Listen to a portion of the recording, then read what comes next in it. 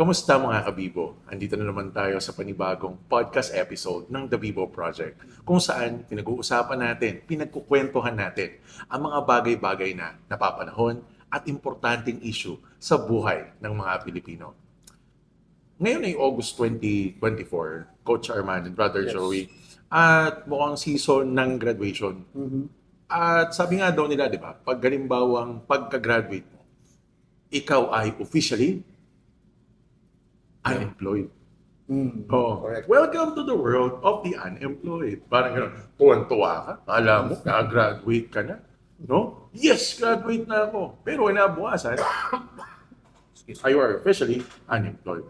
Pero real talk mga kasama, napakahirap maghanap ng trabaho sa panahon ngayon. No? Imaginein mo, positions to be filled, 10. Ilan yung gumraduate? 1,000. Diba? Correct. So, sa panahon ngayon, kailangan talaga, sabihin na natin, you should be the best person for that position. You should be the best candidate. Pero kung matanong kayo, mga kasama, Coach Arman, Brother Joe, siguro sumahan natin ang kay Coach Arman. Ano ba yung palagay mo, yung mga napakagandang mahanap ng mga employer sa isang aplikante? Bakit nga ba sila or paano sila na-hire? Unang-una siyempre, ang mga employer naghahanap yan ng best person for the job. Unang-una, kung skilled work ang ina-apply mo, dapat meron kang skill na appropriate for the, suited for the job. And pangalawa, kailangan din na ipakita mo na ikaw yun. Masagot mo yung tanong kung bakit ikaw yung dapat i-hire. Dapat masagot mo yung tanong na yun. Now, yung question na, why should we hire you? Huwag niyong sasagutin ng, because you're hiring daw. Habang ganun. Oo. Halimbawa, Coach, ikaw nung, malamang natanong ka rin ng ganyan, no? Anong naipangako mo sa kumpanya? O nasabi mo sa kumpanya? Ang tanong ka, why should we hire you? Unang-una, sinabi ko, I can be an asset to the company because I will Be an asset. I can be a loyal employee and I will give my all para matulungan ng company, no? So you will contribute to the company That's because you're an asset. You will be able to help in the operations to meet the company's end goals. Ayun. Thank you, Coach Arman. What about Brother Joe? Well, ako kasi nag-start ako mag-apply yung retail industry, diyan talaga ako nag-start. No? Kasi retail talaga. Officially na nagtrabaho ako sa retail talaga. And I started as a rank and file as customer service. And actually during that time, di ko alam na yung trabaho, ano ba yung trabaho ng isang customer service. No? So, trinay ko lang siya, nag-apply ako, and agree ako kay Coach no, na meron talagang tinitignan yung isang employer dun sa applicant. For example, in my case, bilang customer service, may pinabasa sa akin, maganda ba yung pagsasalita ko kasi later ko na lang nalaman na nag-page pala, parang paging system na gaganon pala. So, tinitignan nila kung qualified ba ako for that position. So, that's number one. And I think, since natanggap ako, so, They found that in you. yes. So, I think yun yung number one. And bilang nasa retail na ako for the longest time, and nag-i-interview din ako ng mga applicant, mas napatunayan ko ngayon na importante yun, na nakikita mo sa isang aplikante na qualified siya or capable siya for that certain position. Okay. So, tinitignan talaga yung mga sinasabi nating outstanding qualities. And yung sinabi nga ni Coach Arman, yung qualities or skills na swak doon sa trabaho. Ika nga. O doon sa, ang tawag dito, job description na hinahanap ng company na naghahanap ng empleyado. Pero matanong natin si Coach Arman, sa palagay mo ba, Coach, yung attitude mo o yung sabihin natin yung skill mo na lang, no, nung na-hire ka, no, is it more important than your attitude in the workplace? Palagay mo? I think kailangan pareho, pero Pantay, ibig mo sabihin. kailangan pareho. Kailangan meron ka pareho. Bakit po? May mga example ka ba na may isa site na kung saan medyo okay, magaling siya, no? He is really competitive. However, pagdating sa attitude, may ganun po ba kayo? Meron. Na-meet na sa... Actually, ang daming ganun eh. May mga taong trainable, may mga taong napakagaling na. Kaya lang, ang problema, feeling nila, wala nang room for improvement. Hindi na nakikinig kasi feeling nila, sila na lang ang pinakamagaling sa yun. Kumbaga, hindi siya natatrain. Kumbaga, sabihin natin, parang may attitude. May attitude. Tama yun. Kasi hindi ka kumbaga, sarado na yung isip mo eh. Oo. So, paano ka pa tuturuan kung sa tingin mo, alam mo na lahat. So, ibig mo sabihin, Agree ako doon. I think that's a good point, ano? Yung sinasabi ninyo. So, sa palagay mo, yung sinasabi nating pagiging open-minded and being teachable in the workplace, is that an important thing to have?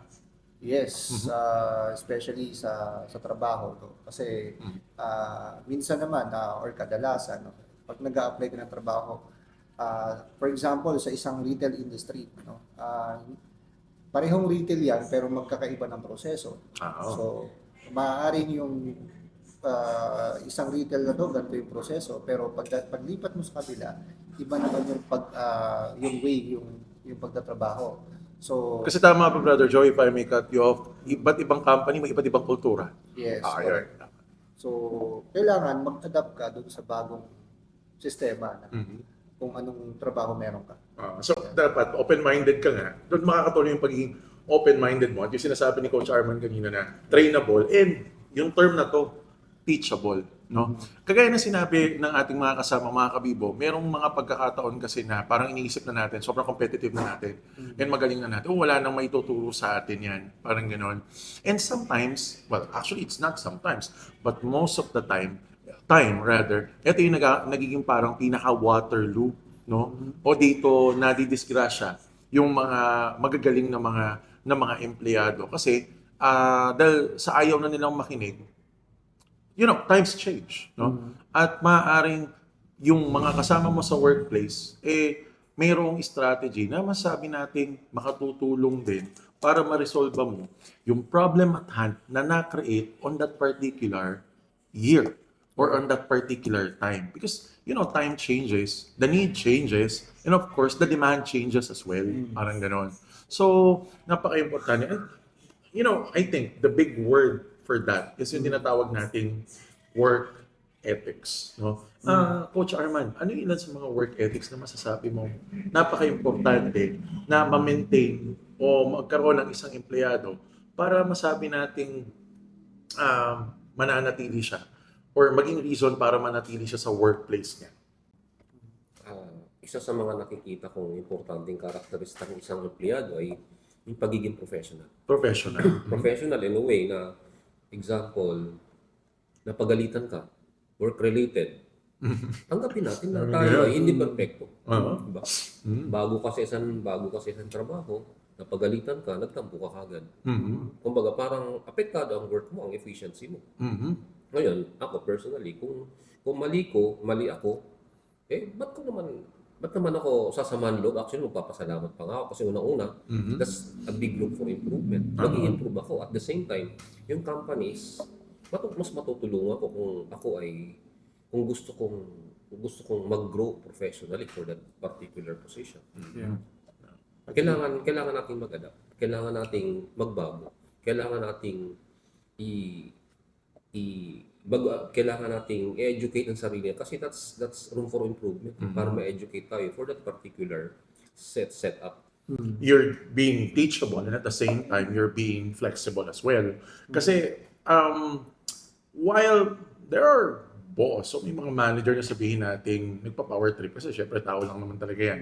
I believe, and I think both of you agree with me, na talaga namang most of the managers are there for the good of the company. And of course, since iniisip niya yung good of the company, yung tao din. So, most likely, baka ka na napagalitan ay dahil meron kang something na nagawa na hindi in-line dun sa kultura ng kumpanya o kaya naman, that fell up short of the culture of the company or of the vision of the company na medyo magiging detrimental doon sa image ng kumpanya. And I think that's very important. Ano masasabi niyo po doon, Brother Joey?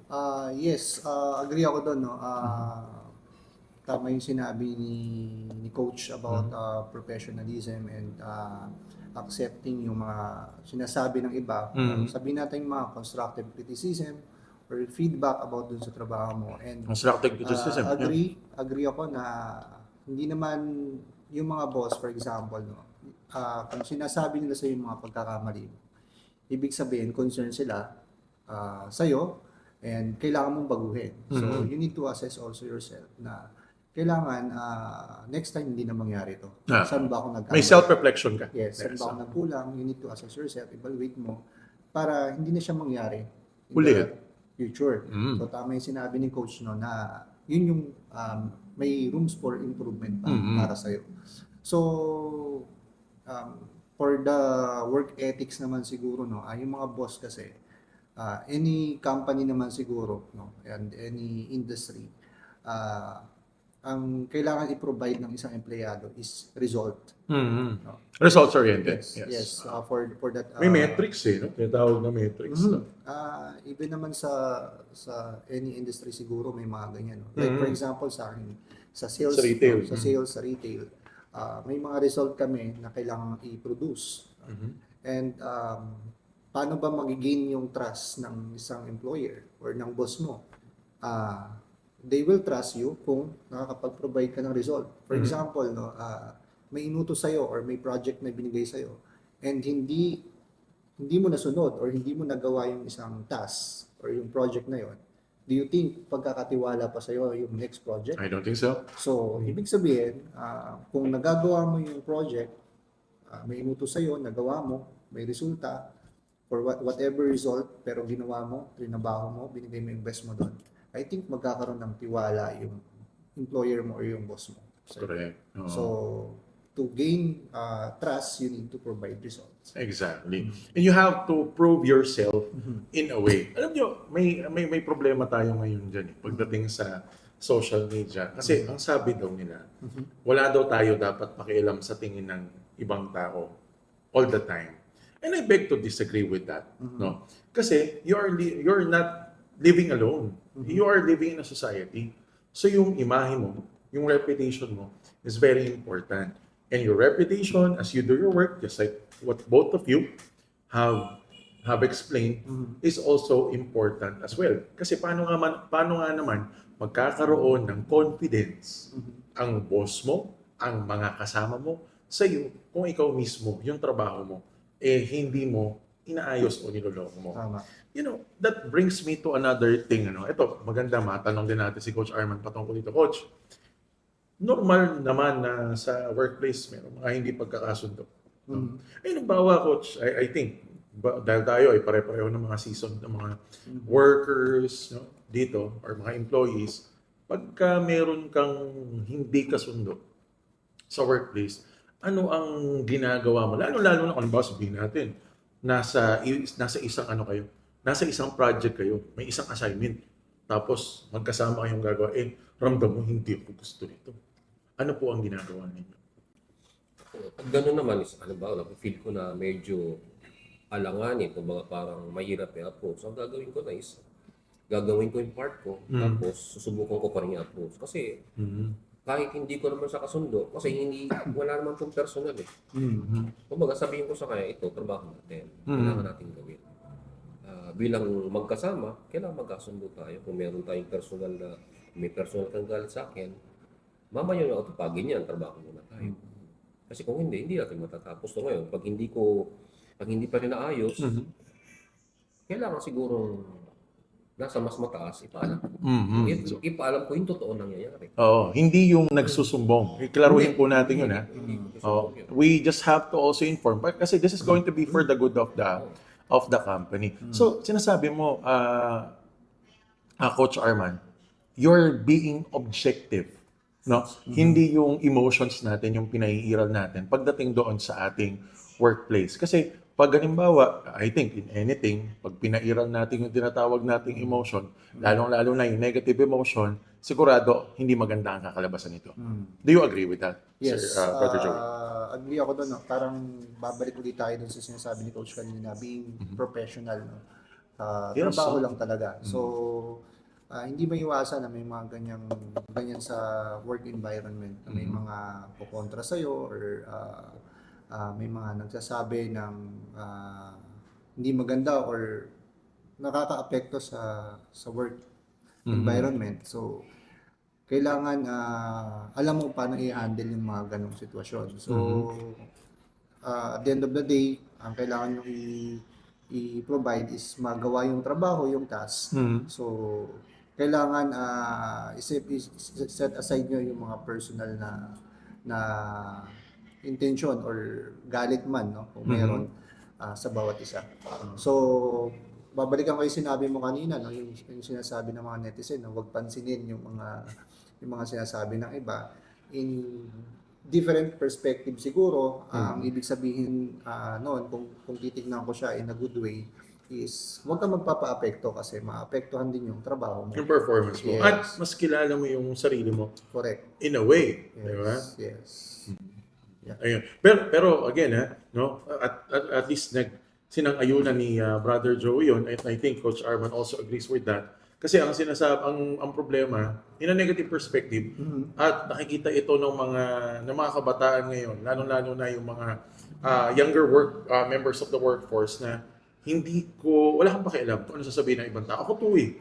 Parang ganon. However, you have to be aware as well. Di ba? Pag minsan, coach, may negative attitude din na kailangan mong baguhin for you to get along with other people. Kasi, again, you're not living alone and you are not running the organization alone. No? That's why it's called organization. It's composed of many people. And of course, these many people have different personalities. And of course, they have different personalities. They also have different experiences. Now, the thing is that we have to work harmoniously with one another. Sabi nga si Apolinario ba nagsabi nito sa pelikulang General Luna. Magkaiba man ng stand si Emilio Aguinaldo at si General Luna. Ang sabi ni Apolinario Mabini po, no? Sabi niya, kahit naman na magkaiba kayo ng ugali ni Luna, sabi niya kay Emilio, iisa pa rin tayo ng pinaglalaban. At ito ay yung tinatawag nating bayang Pilipinas. So, sabi nga ng kasabihan, may diversity, may pagkakaiba-iba tayo, no? But we have to find unity in this particular diversity. Yeah. You mentioned about organization, no? And sabi mo rin, composed of different people, may pagkakaibang ugali. So, tama yung kasabihan na nobody's perfect. So, even the organization, since composed siya ng mga people, no, wala talagang perfect organization. Yes. So, kahit saan ka magtrabaho, whatever industry, meron talagang arguments, confrontation, or hindi pagkakaunawaan.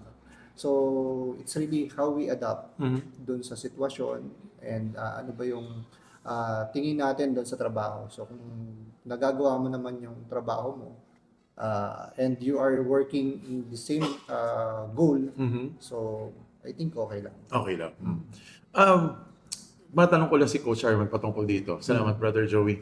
Coach, palagay mo, yung work ethics, palagay mo parang bata pa lang, estudyante pa lang, palagay mo, pwede nang mag-manifest yun? Ano ba sa mga group work sa school?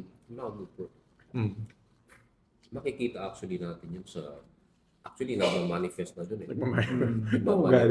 Ako actually isa sa mga ginagawa ko. May nag-aaway eh. Hindi ko siya gumagawa ng ano eh. Ako minsan nag-work most of the time kasi mahilig ako sa astrology. Tinitingnan ko, tumitingin ako ng astrology, yung general characteristic. It's very good in that. Characteristic ng isang tao based sa astrological sign. Halimbawa, yung mga sabi ng astrology, itong mga Virgo, perfectionist. Isang characteristic, general characteristic ng isang Virgo is manitalye, perfectionist. Ibig sabihin, pag binigyan po ng trabaho, talagang bubusisiin hanggang sa ma-perfect. Yun sa isa sa ginagawa ko para at least maayos yung work. Maayos yung work. Kasi At para maintindihan mo yung mga bata na nasa isang group. Sama kung yun ang gagawin mo leader, medyo maayos ang trabaho. Eh paano coach ang gagawin mo? Halimbawa sabihin natin, nagtatalo sila, no? Minsan, nakikita na ba yung sabihin natin work ethics na, oh, yung isang member ng grupo, tamad, parang ganun. Yung isa, walang ginawa, kundi manising. No? Parang nakikita na po ba yun as early as high school? Ah, Sa sa mga ngayon, group sa work? hawak ko kasi ngayon is grade 7, mga Grade bata 7, pa to eh. oo. Talagang meron ka makikita talagang potential na itong lead, maganda yung work ethics Nagmamanifest. leader na to. Marami nakikita na tayo, obvious na talaga.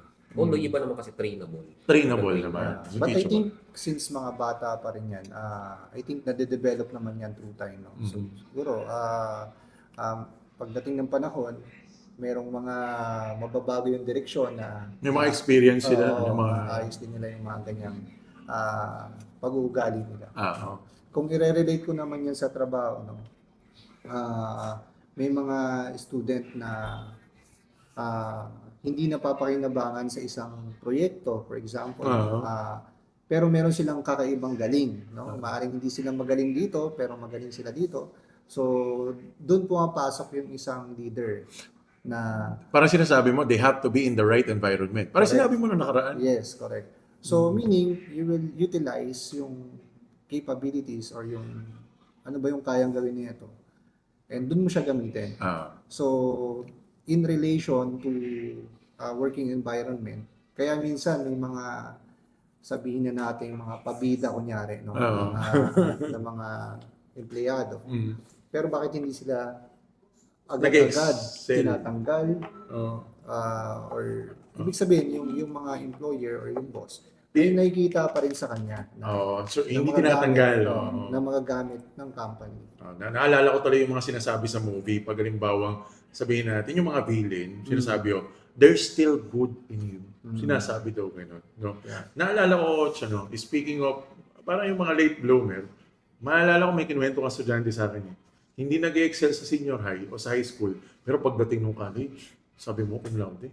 May kinuwento ka sa akin may kinuwento siya sa akin na gano'n.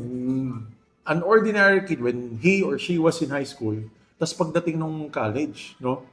When he was, gaya na sinabi ni Brother Joey, in the right environment, no? Doon siya nag-excel. Di ba, coach? Mga ganong ano. Naalala ko na yun. Na-share ko yung kwentong yun.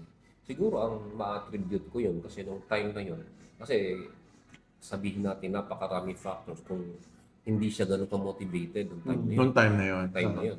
So, tumaas ang motivation niya nung nakita niya yung may nakaka-appreciate sa ginagawa niya, may pumupuri sa kanya. Kasi siyempre sa bahay, bilang mga immature, di ba? Kagaya na banggit ko, mga bata, mga napaka-immature. Kaya yung kilos nila, kagaya na banggit ni Sir Jovis, kung bakit gano'n na lang. Pero pagdating ng may mga nagti-trigger ng kanang motivation kung bakit gano'n nag-excel sila doon. At saka besides natag dito, nabi-bring out yung best sa kanila. Lalo sa estudyante. May pumupuri, isa sa mga factor yun. You're saying they just need to have the right opportunity. Yes. Oo. And yun nga, nade-develop din siya through time. Through time. Kung nag-excel siya nung college, ibig sabihin, may na-develop sa kanya. No? So, ibig mo sabihin, ano ba, teacher ako, hindi ko pwede sabihin, hanggang dyan ka na lang. Of course. Hindi ka na mag-assist sa buhay. Parang gano'n.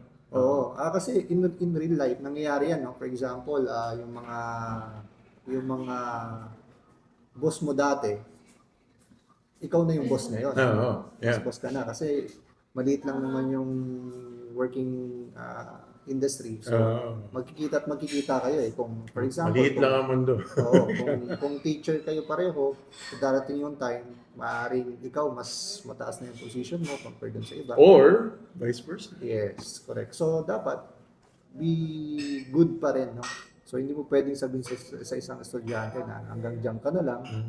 Dahil darating yung time na pag yan naman is Diyan nasa taas. Naalala ko, tama yun, Brother Joey. Naalala ko yung sinabi ni Boss one time, do not burn bridges. Kasi hindi mo alam, baka mamaya, makita mo ulit yan Totoo yun. in another workplace. Do you agree with that, Coach? Oo. May kakilala kong teacher, hindi ako magdadap ng name. Oo, tama naman. hindi na-appreciate ang value niya. Actually, masyado siyang ina-underestimate kung nagsasabihin negative words. Pero nung umalis siya sa school na yun, alam mo, nag-shine siya. Nag-shine siya. Nag-shine. Nag-excel eventually. Nag-excel. So, ang ibig sabihin yan, kasi as long as you're doing your job, no, na tama yung ginagawa mo, hindi man yan makita ng boss mo or ng kasamahan mo, may nakakakita eh. Which is, Si Lord. yeah, so darating yung time na yung pinaghirapan mo na yan, It will pay off. yes, magbubunga yan in the future. Like what happened dun nga sa ano. So Ayun. ako naniniwala kasi ako sa ganun. So, kaya nga, kung ikaw magtrabaho ka base dun sa kailangan, no? Or yung tamang pagtatrabaho. Huwag kang mag-aangad na kailangan gawin ko to para ma-promote ako. Kasi kung ganun yung mindset mo, Yung mentality. at hindi ka ma-promote, madidisappoint ka, madidemotivate ka, hindi naman ako gagawa ng trabaho pero hindi naman ako mag-promote. So, ba't ko pa gagawin, di ba? Babago yung pananaw mo sa trabaho at mababago din yung tinatawag nating pananaw mo Correct. sa buhay. Okay, so ayun, maraming pong salamat mga kabibo sa pagsama nyo po sa amin dito sa episode na ito. Just a few takeaways lang, no? Ang mga natutunan natin sa episode nito ay number 1 is your skill is as much as important as your attitude whenever you are looking for a job, and most importantly, if ever you wanted to stay in that job. While skill is important, your attitude in the workplace and also while working with your coworkers ay mahalaga na dapat ma-maintain mo o mapangalagaan mo. Next is mahirap magsalita ng tapos. Pagdating doon sa tinatawag nating kayang gawin ng isang tao, maaaring ito ay isang empleyado o estudyante, no? Kasi hindi mo alam kung ano ang kayang gawin ng taong yon, especially if they are motivated. And at the same time, we cannot tell them negative things or bad things because if hindi mo alam kung ano kaya nilang gawin, if they're motivated, you also don't know kung ano yung pwedeng maging epekto sa kanila whenever they are demotivated by the negative things that you are telling them.